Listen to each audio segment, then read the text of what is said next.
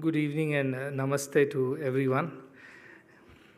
It's a pleasure being here amidst so many wonderful people who have a heart and that guides them to do the good things for others. And Greece and India, both being the most ancient civilizations, have stood for the value of the welfare of all. This evening's event, organized by Mirazume, whose president is our Yorgos, is a celebration of goodness in the society.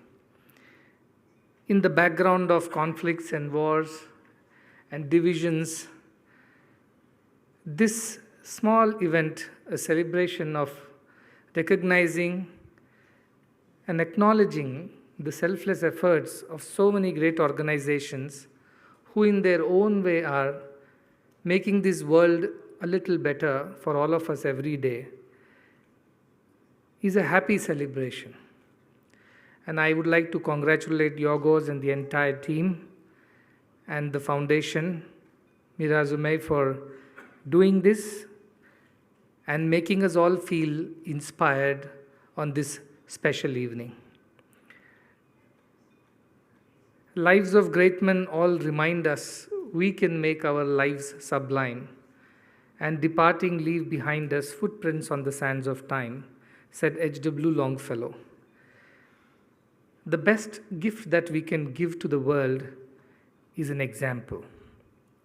And when we are a good example through our own life, we become immortal by inspiring generations of people.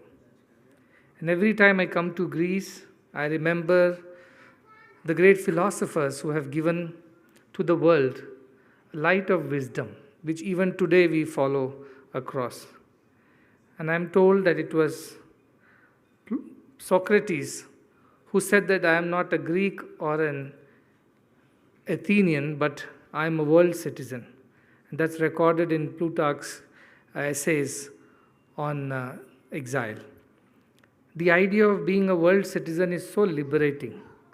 When we think I belong only to a community or a country or a family, we are limited in our thinking. But the moment we think we belong to the whole world and the whole world belongs to us, we are liberated in our thinking. We are free. And that idea was rooted in the original Greek idea of cosmopolitan, that you belong to the whole world and the whole world belongs to you. The same idea in India through our scriptures is called as Vasudhaiva Kutumbakam, which means that the whole world is one family. And how easy it is. When you are a family, you know what to do with each other. A family cares for each other. A family shares with each other. A family looks after each other, protects each other, loves each other. And that's exactly what we are trying to do every day, trying to bring everybody together in the spirit of being one family of the whole world. So one world, one family mission, which the little Greek I know is Anas Kosmos Mia Ikuinia. That's the one world, one family we are trying to create. And I'm so grateful to everyone who is there in this room tonight and all those who are watching this event live from around the world. Professor who is sitting on the stage, he is an inspiration too. I met him in this morning at his hospital and learned so much about what he's doing by bringing some of the cutting-edge medical interventions in Greece, including pediatric transplant surgeries.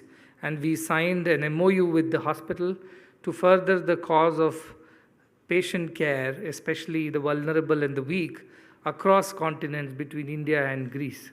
And that is the bridge that the former president was talking about. That is the bridge the minister is talking about, that we don't just speak about being a family, we act. We show it in our action that we care for each other, and that is why we are a family. In the jungle law, in the forest, the survival of the fittest is the rule. Whoever is the best and the fittest shall survive, the weak shall perish.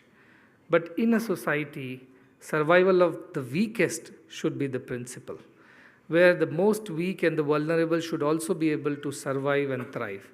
And that is a society that we are trying to create. I cannot remember all the organizations, but whatever I saw it on the video and heard in the speeches, it makes us feel so inspired that there are so many of them like us out there in the society who in their own way are serving this global family, especially the weakest and the vulnerable, which are the children and the sick. To take care of them is our highest priority as our duty.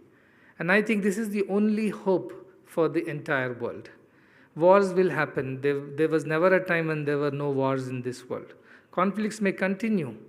Divisions may promote themselves. Yet a few of us have to commit to the cause of uniting everyone in this one idea of being a family. I think that is the gift that civilizations like Greece and India give to the whole world.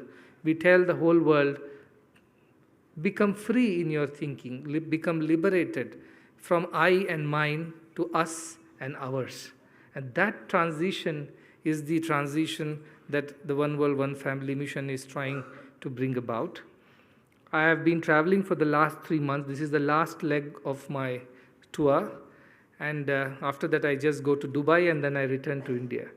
But that journey, which started from India, through Asia, into the Pacific Islands, to US, to Europe, and back to India through Middle East, is a journey that I have experienced the presence of so many good people in the world. I've met good people in Singapore, in Malaysia, in Australia, Fiji, America, Europe, right here in Greece, like all of you.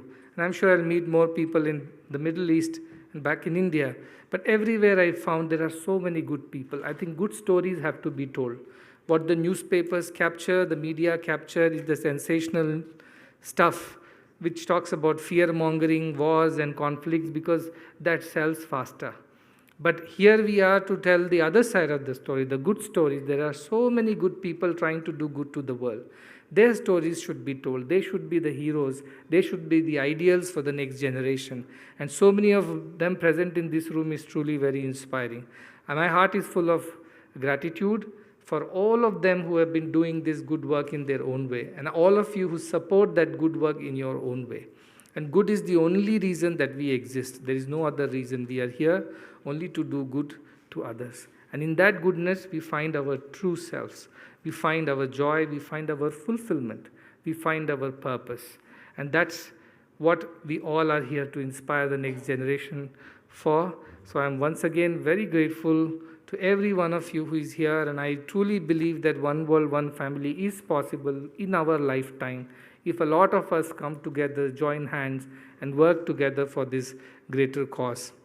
And the idea of being a cosmopolitan, being a world citizen, or in India we'll call it Vishwa Manava, the one who belongs to the whole world, is not a theory. It is a practically livable idea in each of our hearts.